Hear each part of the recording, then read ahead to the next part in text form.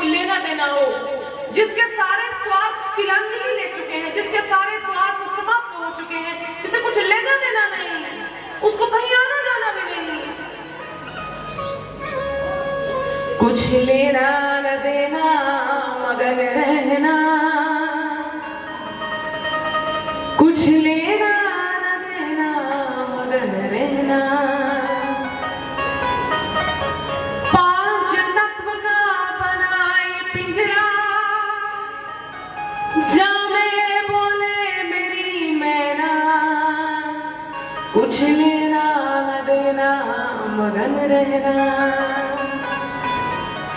तुम्हारा आपको अगर हरिदास जी को सुनना है तो आपको हरिदास जी के पास जाना पड़ेगा। हरिदास नहीं आ सकते आपके दरबार में। महाराज मैं आपका, मुझे आपने बांधा है, मैं आपका आपके दरबार का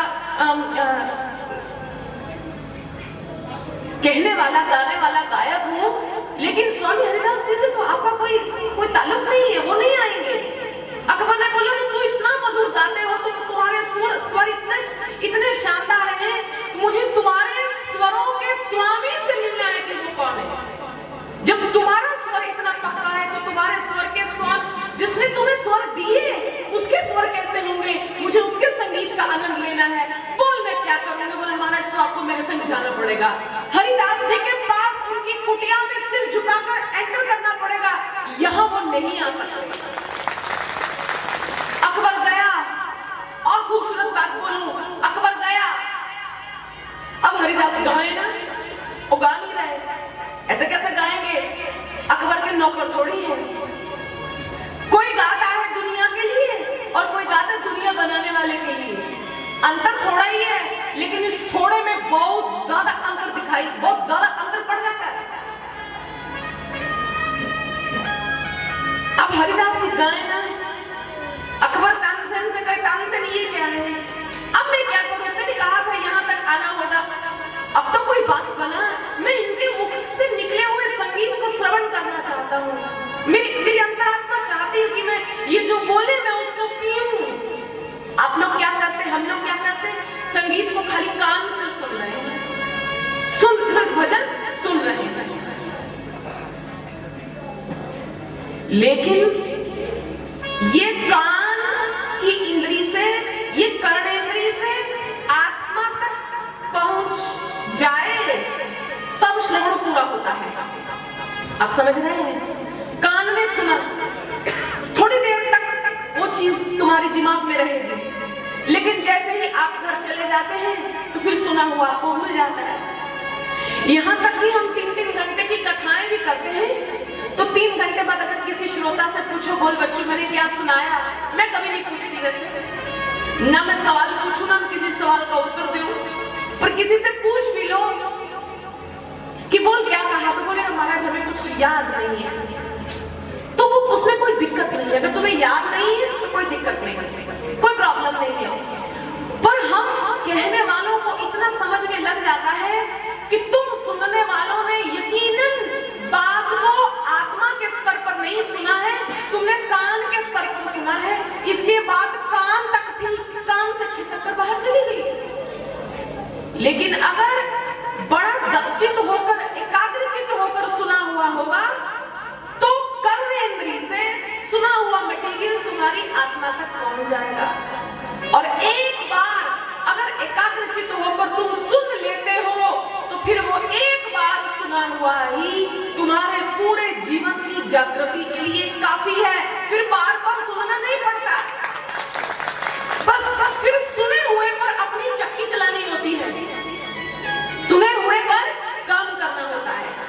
हम क्या करते, यही सुना, यही का यही चाट दिया और चले गए घर की तरफ, बस दाल खाया, दाल पात अंबानी मिली, अपने अपने घरों की ओर। लेकिन वास्तव में तुम यहाँ करने क्या आए हो? वास्तव में तुम यहाँ से लेकर क्या गए हो? दाल चावल सुबह खाए, दाल चावल अगली सुबह समाप्त हो जाएंगे। अभी खाया हुआ रात तक नहीं चलेगा, रात को तुम्हें फिर रोटी खानी पड़ेगी। खीर पूड़ी जितना मर्जी तुम्हारे आगे स्टॉल लगा दिए जाए, एक टाइम तुम भोजन करोगे तो दूसरे टाइम तुमको फिर जुगाड़ करना पड़ेगा भोजन का। इस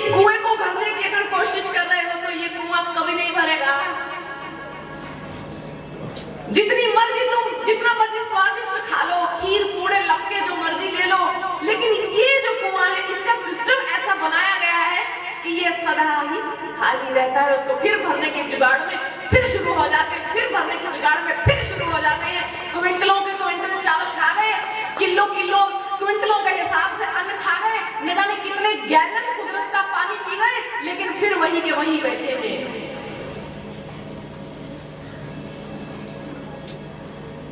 सुंदर देही पाए के उपजत है अनुराग, मणि न होती चाम की तो जीवित खाते काग। इसको भरने में लगे हैं और कोई कह रहा है भाई मेरा पेट कम भरा, कोई बोल रहा है मेरा पेट ज्यादा भरा, कोई इस अहंकार में डोल रहा है मेरे जैसा सोना कोई नहीं, कोई इस अहंकार में डोल रहा है मेरे जैसा अकलमंद कोई नहीं। अकलमंदों, ये कुदरत का बनाया हुआ इंसान एक ऐसा शानदार रचना है भगवान की कि कोई अकलमंद नहीं है। तुम स्वयं को अकलमंद मानना बंद करो। बात समझ रहे हो? नहीं समझ रहे? श्री भगवान ने मनुष्य को पूर्ण बनाकर भेजा। जितने भी हम सब बैठे हुए हैं, हम में से कोई मनुष्य अधूरा नहीं है। ये ऊंच नीच की भेद की रेखा पहले तोड़ो। शक्लें, सूरतें, अकलें सबकी एक जैसी हैं, लेकिन उस शक्ल, सूरत और अकल का इस्तेमाल अपना अपना है। आप समझ रहे हैं? उसका इस्तेमाल अपना अपना है। कोई अकलमंद स्वयं को मानकर बैठे, उसको सारी दुनिया बेवकूफ दिखाई दे रही है, तो यानी वो बड़े गहरे अंधेरे में डूबा हुआ है। श्री भगवान ने यहाँ सबको, सभी को अकलमंद बनाकर भेजा है। यहाँ अकलबंद कोई नहीं है। ये सब, आप सब, हम सब ज्ञान से परिपूर्ण हैं। हम मंच पर इसलिए नहीं बैठे कि हमको तुमसे ज्यादा आता है। श्रोता वक्ता ज्ञान निधि कथा राम को हो, जो सुनने वाला है वो वक्ता से भी ज्यादा ज्ञानवान होता है, क्योंकि आप जहां भी जाते हैं वहां से कुछ सुन रहे हैं, जहां भी जाते हैं वहां से कुछ इकट्ठा कर रहे हैं, जहां भी जाते हैं वहां से कुछ लेकर आ रहे हैं। लेकिन बिन पैंदे का बर्तन है, ला तो रहे हैं चारों ओर से, लेकिन वो बुद्धि में टिक नहीं रहा, मन के स्तर पर बढ़ नहीं रहा, वो भीतर उतर नहीं रहा। इसलिए वो बिन पैंदे का बर्तन है, बिन पैंदे का लोटा है, लुढ़कता जा रहा है, कभी कहां कभी कहां कभी कहां कभी कहां। और इस चक्कर में अनंत कोटि जन्म जो है वो मनुष्य के बीत जाते हैं, अनंत कोटि जन्म मनुष्य के बीत जाते हैं। इसी एक चक्कर में जरा सा रुतबा मिला, अहंकार हो गया, जरा सी चमड़ी ठीक मिली, तुम्हारा अहंकार हो गया, मेरे जैसा सुंदर कोई नहीं। यहाँ क्या कहा जा रहा है? सुंदर देही पाए के उपजत है अनुराग। अगला क्या? मणि न होती चाम की तो जीवित खाते काग, तो जीवित खाते काग। अगर ये चमड़ी ऊपर ना हो, ये ऊपर की अगर लेयर ना हो, तो फिर शरीर कैसा है? तो फिर सारी नाड़ियां, नस नाड़ियां यूं ही दिखाई दे सबको। और फिर उड़ते उड़ते जो कौवे चीले हैं, ये भी चलते चलते इंसान से नाड़ियां खींच खींच के खा ले, ये हाल हो जाए।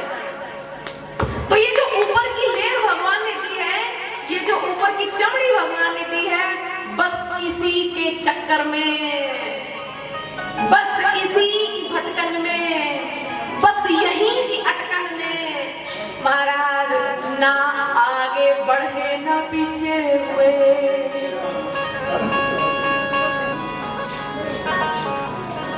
ना आगे बढ़े ना पीछे ही हो सके। कदम आगे ले लिया है तो करें क्या?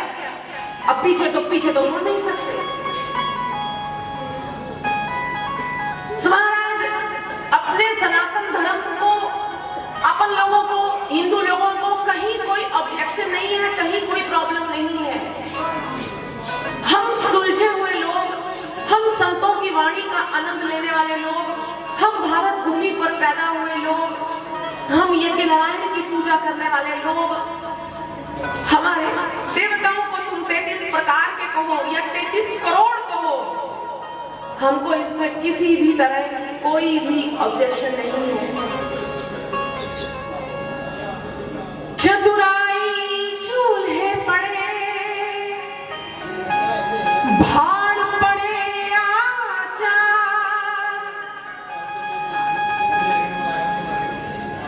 बोले भाले लोगन को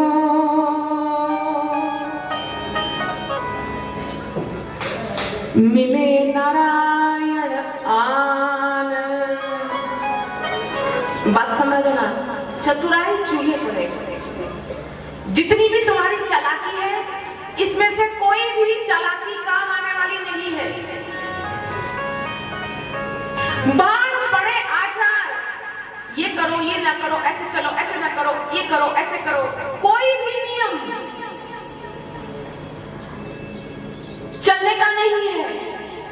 तो इसका मतलब ये नहीं कि आप नियमों को तोड़ दो, नियमों का पालन करो, नियमों का अनुभव करो और फिर देखो कि कौन सा नियम तुम्हारी ओर से भगवान स्वीकार करते हैं।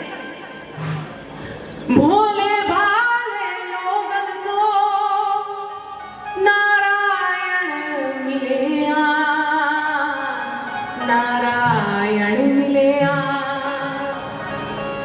जिस समय शबरी को मतंग मुनि ने अपने आश्रम में स्थान दिया, उस समय स्त्री को इस मार्ग पर चलना बड़ा कठिन था, उसको कोई अपने आश्रम में रखता नहीं था। आज भी ब्रह्मचारियों के संग स्त्रियों का रहना एक चैलेंज है। वो स्त्रियों के लिए चैलेंज नहीं है, वो पुरुषों के लिए चैलेंज है। आप बात समझ रहे हैं? आज भी ब्रह्मचारियों के आश्रम में अगर स्त्री हो तो तूफान खड़ा हो जाता है। हाँ, स्त्री के आश्रम में 4 ब्रह्मचारी रह लेंगे, हमें कोई ऑब्जेक्शन नहीं। हम मां हैं, हम अपनी रुतबे और अपनी चीज अपने आप को जानते हैं कि हम क्या हैं। लेकिन ब्रह्मचारियों के आश्रम में एक स्त्री अगर रहे तो महाराज आज भी वंडर मच जाए। वो समय था जब आसानी से शबरी जैसी माइयों को आश्रमों में जगह नहीं मिलती थी। शबरी मां आकर मतंग मुनि से मिली, ऋषिवर मुझे कोई कौन रखेगा? अधमते अधम अधम में नारी, तिन में मैं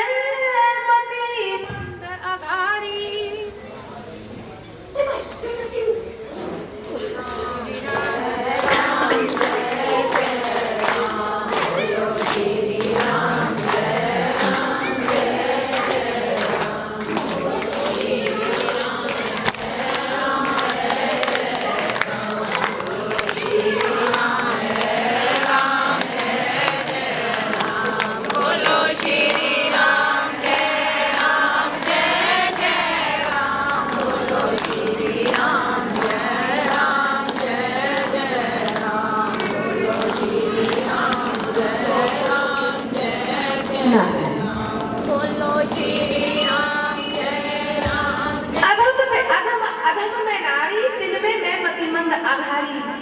महाराज मेरे लिए क्या नियम है?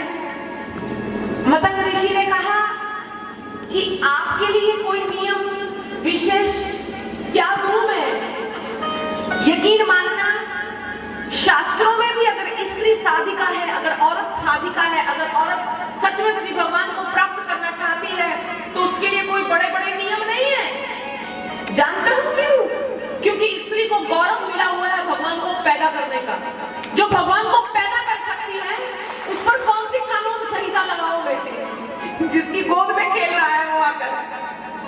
हाँ, औरत को अपना चरित्र संभालना है। जिस पदवी पर श्री भगवान ने प्रकृति को रखा है, वो प्रकृति की पदवी अगर स्त्री संभाल ले तो स्त्री के लिए कोई विशेष कानून नहीं है, क्योंकि वो स्वभाव से ही वात्सल्य की मूर्ति है, क्योंकि वो स्वभाव से ही सेवा की मूर्ति है, वो स्वभाव से ही समर्पण की मूर्ति है, वो स्वभाव से ही त्याग की मूर्ति है।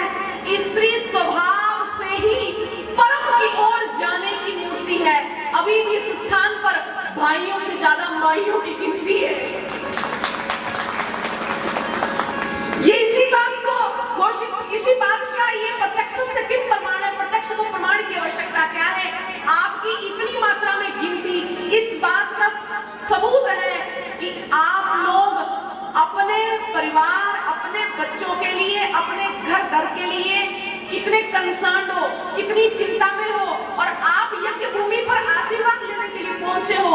आप इस रघुनाथ आश्रम में शोभायमान शास्त्री जी के शुभ संकल्पों का आनंद लेने पहुंचे हो, ताकि आपके घर परिवार, आपके बच्चे, आपके स्वामी खूब सुरक्षित रहे। मुझे ऐसा लगता है शायद ही कोई अम्मा होगी जो यहाँ लंगर भोजन प्रसाद चट करके जाएगी, खाएगी थोड़ा, थैली में ज्यादा भरेगी।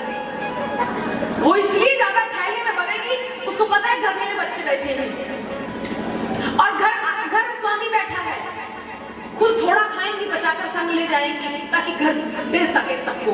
ये देने की भावना तुम्हें दात्री बनाती है। यही देने की भावना, यही खुला हुआ तुम्हारा हाथ तुम्हारे मां होने की विराट भूमिका को पुष्ट करता है।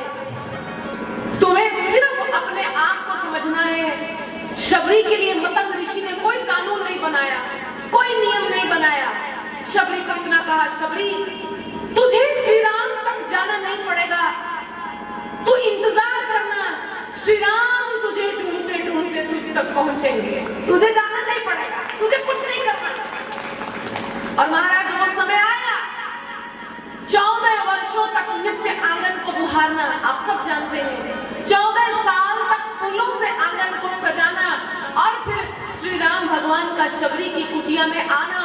क्या दृश्य रहा होगा जब श्री राम शबरी के द्वारा अर्पित किए हुए उन बेरों का प्रसाद पा रहे होंगे, और क्या शबरी के दिल पर बीती होगी जब अपने हाथों से श्री राम को खिलाया होगा। इसलिए चतुराई चूल्हे पड़े, बाढ़ पड़े आचार। शबरी जाति की क्या थी? सो इसलिए तुम्हारी पहचान तुम्हारे कर्मों से होती है।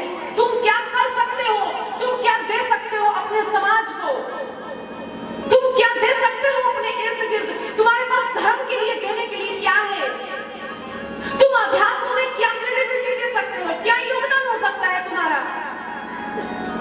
मुझे इस मंच पर महाराज श्री को कहने में कोई लज्जा नहीं, कोई शर्म नहीं है। और मैं जितनी भी हमारी युवा लड़कियां बीच में बैठी हैं, अक्सर बच्चे कहते हैं कि जिनको कोई काम नहीं होता वो बाबा जी बन जाते हैं, फिर लोगों से पैसे लेते हैं। ये भी बात एक हमारे समाज में निकल कर सामने आती, जो बेले होंगे ना तो फिर वो राम राम करम लगी पौधे, तो फिर वो लोगों के पैसे खाते हैं। नहीं महाराज, कुछ आग लगती है अंदर, कुछ उठता है भीतर, कुछ तूफान चलते हैं, तभी मीरा के पांव के घुंघरू बजते हैं, तभी कोई महारानी स्वामी के आगे नाचती है और नाच नाच कर गाती है, मेरे तो गिरधर गोपाल दूसरो न कोई, जाके सिर मोर मुकुट मेरो पति सोई।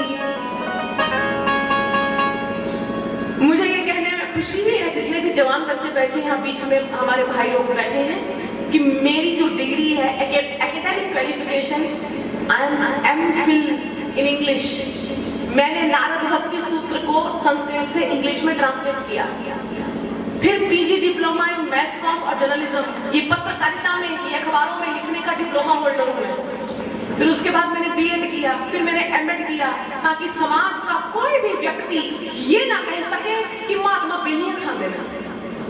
तुम्हारे समाज और तुम्हारे संसार को एक तरफ रख के श्री भगवान के पलड़े को भारी देखते हुए हम श्री भगवान की ओर बोलिए, हम श्री भगवान की ओर बोलिए।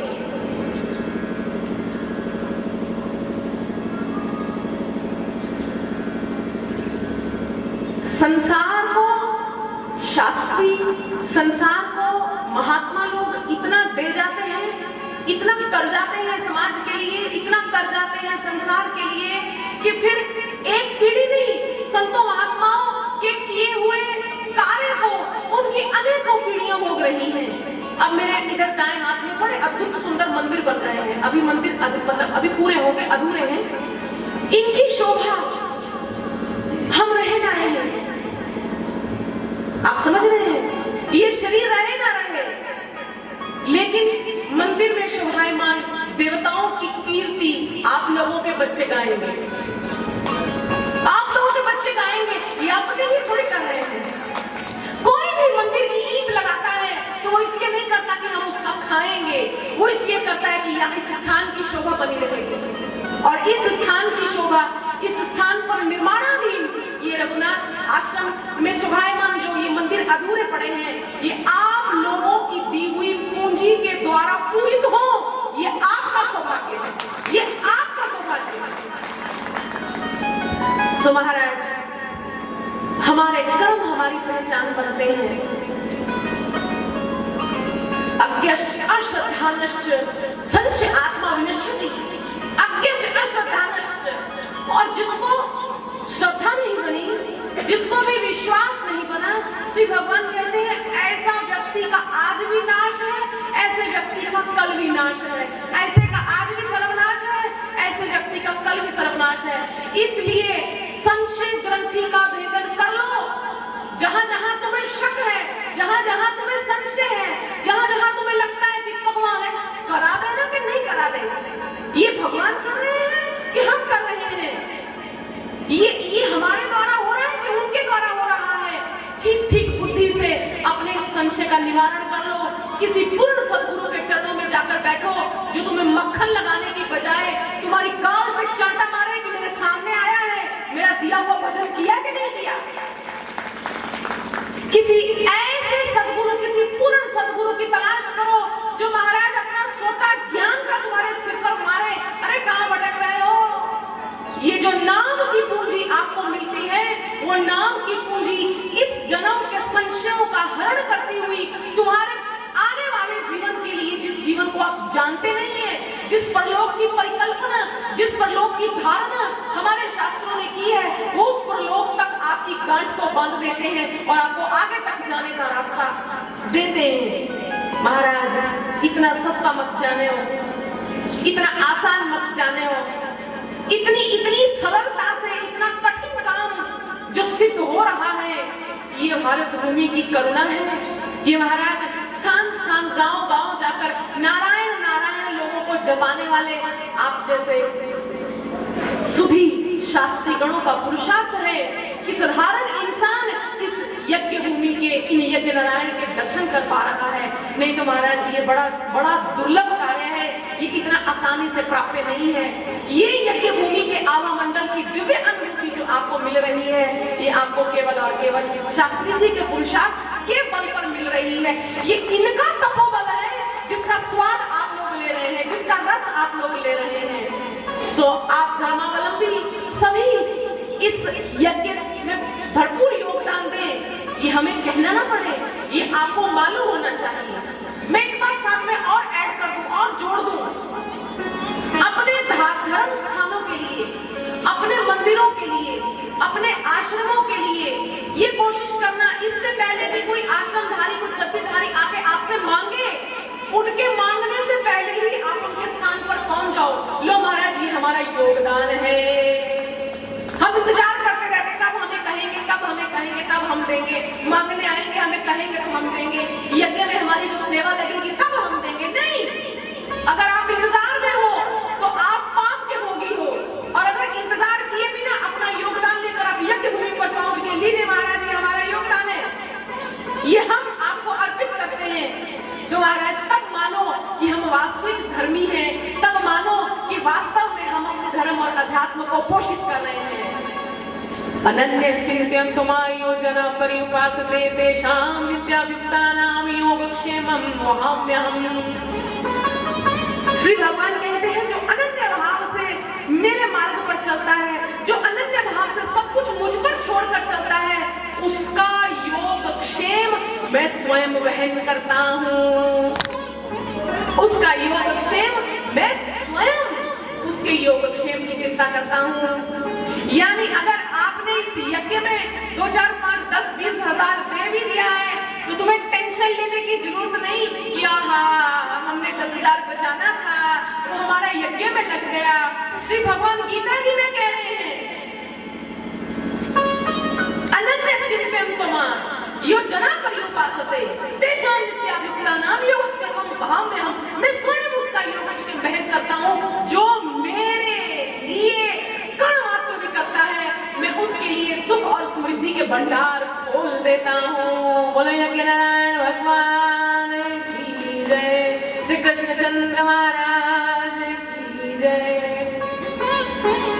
जब तक हमारा हाथ ऐसे रहेगा तब तक हमारे भीतर की दरिद्रता और हमारे भीतर की याचकता नहीं जा सकती। ध्यान रखना, आज के समय में पहले समय की अपेक्षा नोट ज्यादा है। पहले पूंजी कम हुआ करती थी, लेकिन आज के समय में लोगों के पास पूंजी ज्यादा है, नोट ज्यादा है, पैसे ज्यादा है, फिर भी पूरी क्यों नहीं पड़ती? बरकत क्यों नहीं है? इतना कमाते हैं फिर भी पूरा क्यों नहीं पड़ता?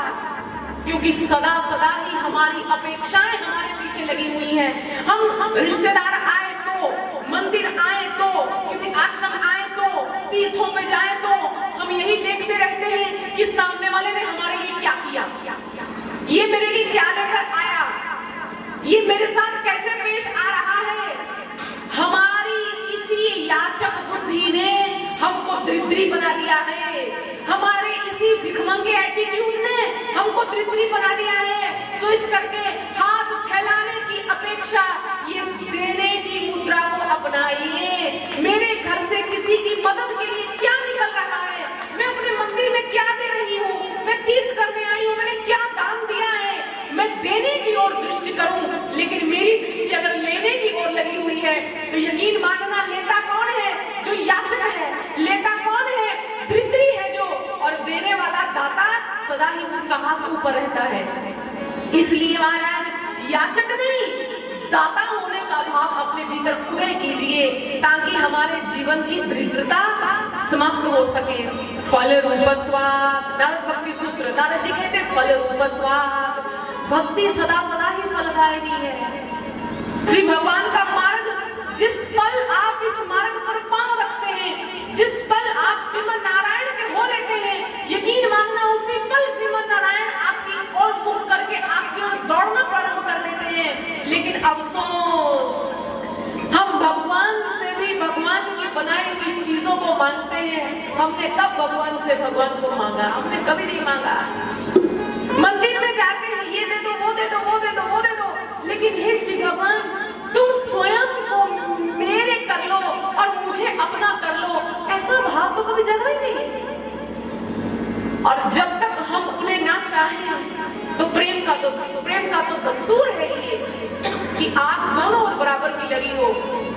हमने उनको चाहा नहीं, वो हमें कभी मिले भी नहीं। हमने कभी श्री भगवान को चाहा नहीं और वो कभी हमें मिले भी नहीं। हम सदा ही उनके बनाए द्रव्यों को चाहते रहे, उनकी बनाई चीजों को चाहते रहे, तो बस वो चीजें कभी ना कभी, आज नहीं तो कल, कल नहीं तो परसों हमें मिल ही जाएंगी। इसलिए जितने भी यहाँ संतान प्राप्ति वाले बैठे हैं, जितने भी यहाँ रुतबा, नौकरी, पदवी, प्रतिष्ठा प्राप्ति वाले बैठे हैं, यकीन मानना ये नौकरियां, ये पदवियां, ये प्रतिष्ठाएं, संतान, मकान, दुकान, तुमने एक बार भगवान को बोल दिया कि मुझे चाहिए, तो वो तुम्हें मिलना ही मिलना है।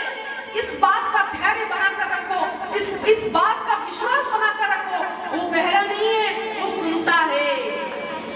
तुमने एक बार कहा, वो पूरा होना ही होना है, लेकिन उस पूर्ति होने में, तुम्हारे मनोरथ की पूर्ति होने में, और द्रव्य तुम तक